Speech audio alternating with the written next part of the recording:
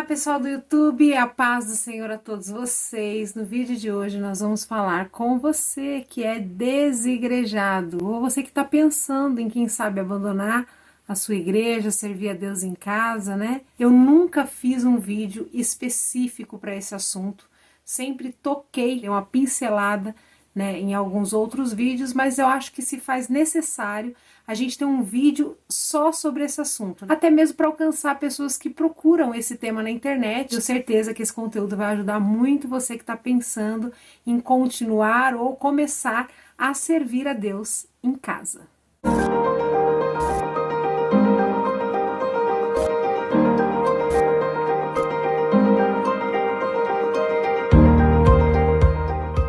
Bom, gente, primeiro eu quero dizer para você, o diabo vai tentar fazer com que você não assista esse vídeo até o fim. Deus, ele colocou no meu coração um caminho muito seguro para convencer daquilo que é a vontade de Deus para nossa vida, tá bom? Fica até o final, tenho certeza que Deus vai falar com você. Já manda esse vídeo, compartilha com alguém que você sabe que é desigrejado, né, que serve a Deus em casa. E claro, se você gostar, né, da forma como eu vou abordar aqui esse tema, não se esqueça de se inscrever no canal. Aqui tem vários vídeos de vários temas, sempre pautado no que está escrito na palavra de Deus e também utilizando muitas experiências pessoais e sobrenaturais que eu tenho com Deus. Primeira coisa que eu preciso falar com vocês e que eu acho que vocês vão concordar comigo é que todo mundo, praticamente 99,9% das pessoas que servem a Deus em casa, que são crentes desigrejados, né, que a gente chama, essas pessoas sofreram alguma mágoa, algum tipo de trauma dentro da igreja, alguma decepção, alguma tristeza.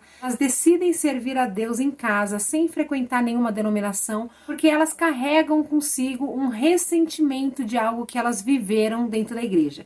A grande maioria esmagadora é assim, né? Geralmente a pessoa não é desigrejada porque simplesmente ela leu a Bíblia em casa, ela creu em Jesus Cristo, se converteu em casa sozinho e ela quer viver assim, sozinho. Ela não sente falta de se relacionar com mais pessoas que têm a mesma fé que a dela. Ela alcançou a fé sozinha em casa e assim ela vai permanecer até o fim.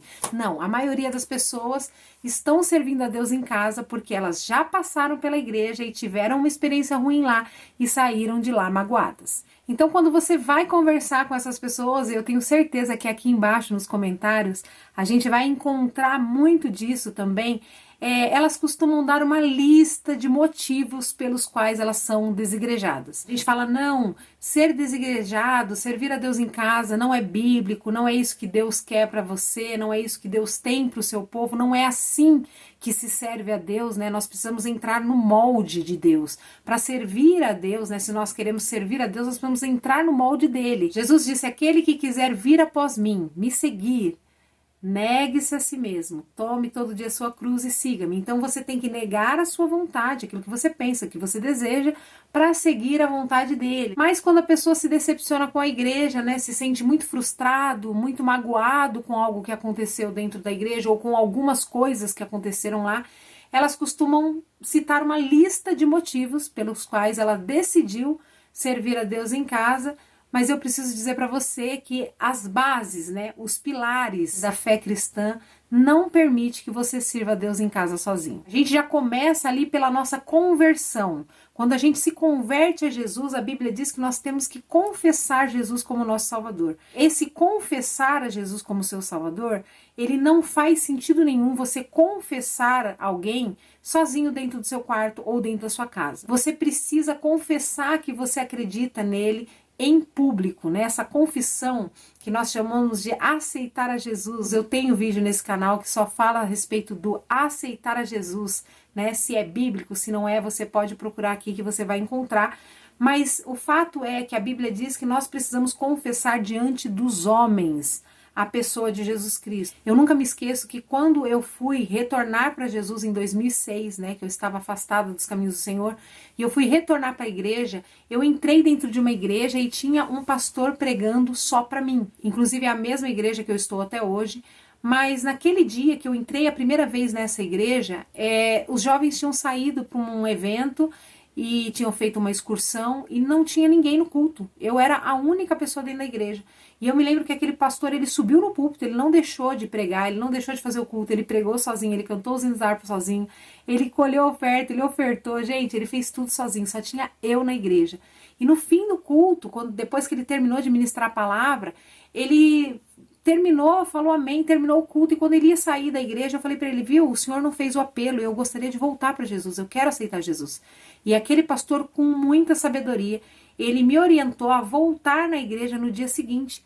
Ele falou assim, olha, você precisa fazer isso diante da igreja, você precisa retornar e confessar que está retornando a Jesus diante de outras pessoas. Não faz sentido eu fazer isso aqui com você sozinho. Então volte amanhã. Amanhã vai ter culto na igreja, vão ter mais pessoas aqui que vão poder testemunhar essa sua entrega, né? A entrega da sua vida para Jesus Cristo. E ele fez isso comigo e eu voltei no outro dia e aí sim foi feito o apelo para que eu aceitasse a Jesus. Então a gente já esbarra nesse cristianismo que os desigrejados pregam, que você pode servir a Deus em casa, nesse primeiro ponto. A mesma coisa, né? O próximo passo da conversão é o batismo nas águas, né? O batismo nas águas nada mais é do que um testemunho de fé em público. É importante que o batismo nas águas seja feito diante da igreja, né? As pessoas que são desigrejadas, se elas realmente acreditassem que elas podem servir a Deus em casa, então como que elas iriam se batizar? Elas iriam abrir o chuveiro da casa delas, a banheira, encher a banheira e se batizar sozinho? Alguém não iria batizá-los? Ninguém seria testemunha desse batismo? Não faz sentido, né? Se o batismo é uma confissão pública da sua fé, né? Um testemunho público da sua fé, então não faz sentido você se batizar sozinho dentro da sua casa. Então, mais uma vez, a gente esbarra nesse cristianismo que muitas pessoas acreditam que você pode viver sozinho, isolado na sua casa. Outra coisa que também foi instituído por Deus é a questão da Santa Ceia, né? A Santa Ceia, Jesus nos instruiu a tomarmos a Santa Ceia, esperar uns pelos outros durante a Santa Ceia. Então não faz sentido nenhum você, dentro da sua casa, sozinho, pegar o seu pão, o seu suco de uva, orar e tomar a ceia sozinho. Santa Ceia é comunhão com o corpo de Cristo, né? Então ela deve ser feita dentro da igreja. Então não tem como a gente apoiar um pensamento onde a base, né, as bases da nossa fé nos indicam que nós devemos estar em comunidade. Se isso ainda não foi o suficiente para te convencer, a gente vai andar mais para frente. Vamos falar sobre os dízimos e as ofertas. As ofertas, elas existem na obra do Senhor desde o Velho Testamento até o Novo Testamento. As pessoas nunca deixaram de ofertar. A Bíblia também nos orienta a dizimar, né? Isso já é um assunto para um outro vídeo. Eu também tenho aqui no meu canal um vídeo só sobre dízimo. Mas o fato é que a contribuição financeira, ela existe, ela não é algo material, ela é algo espiritual também. Então não faz sentido nenhum você servir a Deus na sua casa. Como você faz para dizimar, para ofertar? Tem muita gente que fala, mas aí eu escolho uma igreja e faço um depósito, né? Eu escolho um canal do YouTube qual eu assisto e eu dou o meu dízimo e a minha oferta para esse canal. Isso já é uma prova de que você não está conseguindo manter a sua vida cristã sozinho. Você está tendo que se relacionar com alguém, você está tendo que buscar, né, a palavra em alguns outros lugares para que você se sinta alimentado. Então isso já demonstra que Deus não te fez para não conviver com seus irmãos. A gente recebe o novo nascimento em Cristo, a gente não nasce para viver sozinho, a gente nasce para viver em comunhão com os nossos irmãos. E aí a gente pode falar também, inclusive, sobre o arrebatamento, que será um evento, né, onde os cristãos estão aguardando o momento que Jesus vai voltar para buscar a sua igreja, e o arrebatamento também não é um evento que vai acontecer com você sozinho, é um evento onde Deus vai unir o seu povo, né? Deus vai arrebatar a sua igreja, um pouco de cada povo, de cada país, e vai unir todos eles para se tornar um só corpo, uma igreja. E isso só pode ser feito mediante a comunhão. Como você pode querer se unir e se tornar um corpo só com pessoas que você não tem comunhão e que você diz para todo mundo que você não quer ter comunhão com esse povo porque você tem mágoa, porque você tem raiva, você tem ranço, né, desse povo, mas como que você quer ser arrebatado e se unir a este povo no momento em que Jesus voltar? Não faz sentido nenhum. Mas como eu disse no começo, né, do vídeo, E isso acontece porque você carrega uma mágoa, você carrega algum trauma, alguma tristeza que aconteceu com você em relação à igreja e, portanto, você decide se afastar da igreja e servir, né? Tentar servir a Deus sozinho. Com muita responsabilidade, porque Deus sabe que eu tenho muita responsabilidade com esse canal e as pessoas que me conhecem há muito tempo sabem que eu vou pregar aqui exatamente aquilo que Deus colocar no meu coração, aquilo que Deus quer levar para a tua vida através da minha. Me sinto um atalaia nas mãos do Senhor. Eu preciso falar, quer ouça, quer deixe de ouvir, quer você se convença ou não, mas eu preciso fazer a minha parte por amor à tua alma. O fato é que essas pessoas fazem parte de uma classificação que a Bíblia diz de dura cerviz. Você já deve ter lido em algum momento da palavra, onde Deus chama pessoas de dura cerviz. E eu vou tentar explicar um pouco para vocês o que quer dizer esse termo, dura cerviz, né? É um termo usado para criadores de bois, que naquele tempo, né, no Velho Testamento, eles criavam muitos bois, e a pessoa que estava cuidando daquele boi, ela ia atrás, indicando para ele o caminho que ele devia ir, para poder levar ele para o pasto, para poder se alimentar, para poder transportar ele de um lugar para o outro. E muitas vezes esse boi era transportado com uma agulha por trás, né? A pessoa ia espetando o boi por trás para que ele fosse caminhando, pegando velocidade naquele caminho que ele precisaria percorrer. E muitas vezes alguns bois eles não se deixavam dobrar, eles não se deixavam guiar pela pessoa que estava ali responsável em guiar aqueles bois.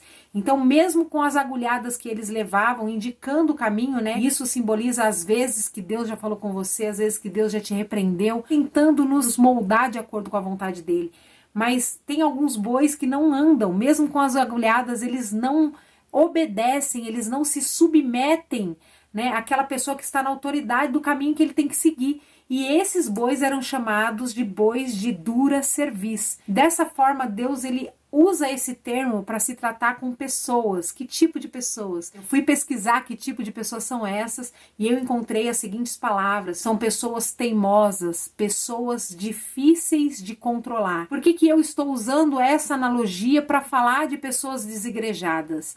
Porque dentro da igreja, todos nós passamos por problemas. Eu tenho certeza absoluta que as listas, né, que muitas vezes as pessoas vão colocar aqui nos comentários, são coisas que eu e você que ainda estamos na igreja passamos diariamente durante todos esses anos. Gente, eu já falei que eu estou há 16 anos na mesma igreja, então vocês têm noção das coisas que eu já passei, né, dos problemas, dos desafios, sabe? Momentos onde eu entrava na igreja e sentia que ninguém na igreja gostava de mim. Não é algo comum, é algo que acontece mesmo, né, dentro da convivência entre seres humanos, esse tipo de desavença, esses descontroles, né, nas nossas relações, mas nós tomamos uma outra atitude, né? Nós não tivemos a atitude de sair da igreja e decidir não frequentar nenhuma outra denominação e servir a Deus em casa. Não, nós tomamos a atitude de resolver aquele problema que a gente está tendo dentro da igreja. E quando a pessoa se trata uma pessoa de dura cerviz, né? Uma pessoa teimosa, difícil de controlar, um coração duro, que não aceita a repreensão, que não consegue ceder, que não consegue perdoar as falhas dos outros irmãos, o que vai acontecer com ela? Provavelmente ela vai primeiro procurar uma outra igreja, uma outra opção para congregar, e aí ela vai descobrir que lá também ela vai ter problemas, e aí ela pode passar por uma terceira, por uma quarta.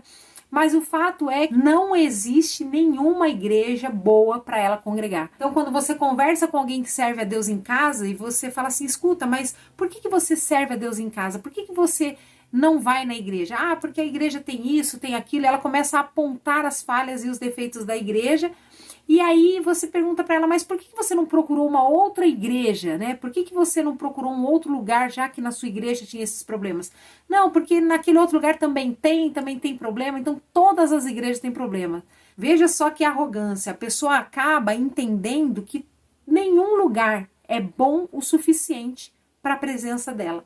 Nenhuma igreja é boa o suficiente para tê-la como membro. Na realidade, ela deveria entender que ela também é um problemático, assim como aquelas pessoas que estão na igreja e que lhe causaram problema. Todo mundo tem defeitos, os seres humanos têm defeito e as igrejas elas são formadas por seres humanos e não por anjos. E isso tudo tem um grande propósito, né? A Bíblia diz que ferro afia ferro, um ser humano afia o outro. São seus defeitos que vão testar a paciência, o amor, o perdão dos outros irmãos. Assim, da mesma forma, os defeitos dos outros irmãos vão testar a sua fé, a sua paciência, o amor a Deus e ao teu próximo também, né? A sua capacidade de perdoar, de relevar, de conviver. Então, tudo isso é um grande propósito de Deus para que a gente possa, dentro da nossa convivência, não só nos consolar uns aos outros, não só nos ajudar uns aos outros, mas também repreender uns aos outros, né? Admoestar uns aos outros. O fato é que Satanás, o inimigo da tua alma, quando ele vê que você está fragilizado, que a sua alma está ferida por conta de algum golpe que você levou no seu relacionamento com outras pessoas da igreja, ele se aproveita deste momento. E é justamente ele que vai atuar na sua vida nesse momento. É ele que vai te incentivar a realmente deixar a igreja, ele vai te incentivar a acreditar que não existe nenhuma igreja boa o suficiente para você e vai te induzir a servir a Deus em casa. Isso é um assunto tão sério e tão espiritual que, veja bem, você quando se decepciona no seu trabalho, quando você é entristecido, magoado no seu ambiente de serviço, você não é instigado pelo Satanás de pedir a conta do seu emprego. Se você passar por esse tipo de desafio dentro da sua faculdade, você também não vai sentir desejo de abandonar a sua faculdade porque um professor olhou torto para você, porque um colega da faculdade. A mesma coisa acontece no nosso próprio seio familiar. Né? Dentro da nossa família, quantas vezes dentro da nossa família nós recebemos pancadas mesmo que a vida nos dá através de pessoas que nós amamos. Mesmo assim, nós não desejamos abandonar a nossa família, né? Não, nunca mais eu vou ver meu pai, minha mãe, meus irmãos, nunca mais vou ter convivência, vou abandonar meus filhos porque eles foram ingratos comigo. Isso geralmente não acontece no seio familiar. E eu vou explicar para você por quê. Existe uma frase muito comum por aí, que é muito verdadeira, que diz assim: pessoas abandonam a igreja porque se decepcionaram com a igreja, mas não abandonam o mundo quando são decepcionadas pelo mundo. Na verdade, o mundo ele te decepciona, ele te bate, ele te machuca, mas muitas vezes você não abandona o mundo por conta disso. Ao contrário, quando o mundo te decepciona, te maltrata, te machuca, você se enfia mais ainda no lodo do mundo. É aí que eu vou beber, vou encher a cara, vou me enfiar mais ainda no fundo do poço, ao invés de eu decidir abandonar o mundo e me entregar para Jesus. Isso acontece porque, na verdade, é muito fácil nós fazermos a vontade da nossa carne. Na verdade, tudo isso que aconteceu com você dentro da igreja, você usa apenas como uma desculpa para fazer a vontade da sua carne. Porque a nossa carne ela tem a tendência de ir para o pecado, né? De ir para o mundo, de fazer as vontades da carne. Então, se a gente arruma alguma desculpa para jogar essa responsabilidade na igreja, isso nos torna um pouco mais aliviados para pecar em paz. Perceba, gente, quantos de nós não temos problemas terríveis dentro do nosso trabalho e a gente não pede a conta do trabalho, a gente não fala, olha, eu vou deixar de trabalhar, agora eu vou viver em casa, vou viver apenas de vento, vou deixar aluguel chegar, a conta chegar, mas não vou mais para o trabalho porque me entristeceram muito no meu trabalho, me decepcionaram no meu trabalho. A gente não faz isso porque a gente precisa do trabalho. Na verdade, a nossa necessidade do dinheiro é que faz a gente enfrentar qualquer dificuldade que a gente tenha no trabalho sem desistir e abandonar o nosso serviço. Sendo assim, eu preciso trazer uma realidade para você. Da mesma forma que você precisa do seu trabalho para poder pagar suas contas, sobreviver, se alimentar, você também precisa estar na igreja para poder servir a Deus. Você precisa estar na igreja para poder ir para o céu. Você precisa perdoar aquilo que as pessoas te fizeram para você poder ser perdoado por Deus. E isso é uma questão de salvação. Se você entendesse que a necessidade que você tem de Deus é mais importante do que a necessidade que você tem das coisas dessa terra, você ia dar mais valor para o seu relacionamento dentro da igreja com seus irmãos do que para o seu trabalho secular. O outro exemplo que eu usei sobre a família, né? Quantas vezes dentro da nossa família nós somos decepcionados, sabe? Nós ficamos tristes, magoados, mas passa-se um tempo e a gente acaba perdoando, porque família é família, né? Isso significa que na igreja é da mesma forma, nós passamos pelos mesmos problemas que passamos dentro da família. Às vezes o problema de dentro da família é até pior do que o dentro da igreja. Mas a igreja a gente consegue abandonar a igreja, a família a gente não abandona a família. Sabe por quê? Porque o amor que você sente pelos seus filhos, pelo seu marido, pela sua esposa, pelos seus pais, ele é maior do que a raiva que você sente por aquilo que ele te fez. Então, o que na verdade está faltando dentro do seu coração é amor pela igreja, para que você possa superar as dificuldades, as diferenças que você tem com as pessoas que estão lá. Você precisa entender que a igreja ela foi instituída por Deus lá no Velho Testamento. Quando construiu-se lá os primeiros templos, e aí se instituíram os sacerdotes, aqueles que fariam os trabalhos dentro do templo da obra do Senhor, desde aquele tempo a Bíblia diz a respeito dos problemas que acontecem dentro da casa do Senhor. A Bíblia relata problemas sérios que Deus tinha com sumos sacerdotes, sacerdotes omissos, pessoas que ele colocou para trabalhar na igreja dele lá no Velho Testamento e que o próprio Deus rejeitou essas pessoas. Ele sempre agiu de alguma forma para resolver o problema que ele tinha na igreja. Em nenhum momento Deus desistiu da igreja. Quando Jesus veio na terra, a igreja estava numa situação que a gente pode dizer podre. A religiosidade, né? Os sacerdotes, os sumos sacerdotes, o próprio Jesus comparou eles a sepulcros caiados, ou seja, eles pareciam muito bonitos por fora, salvos e santos, mas por dentro encontrava-se podridão na mente, no coração e nas atitudes daquelas pessoas.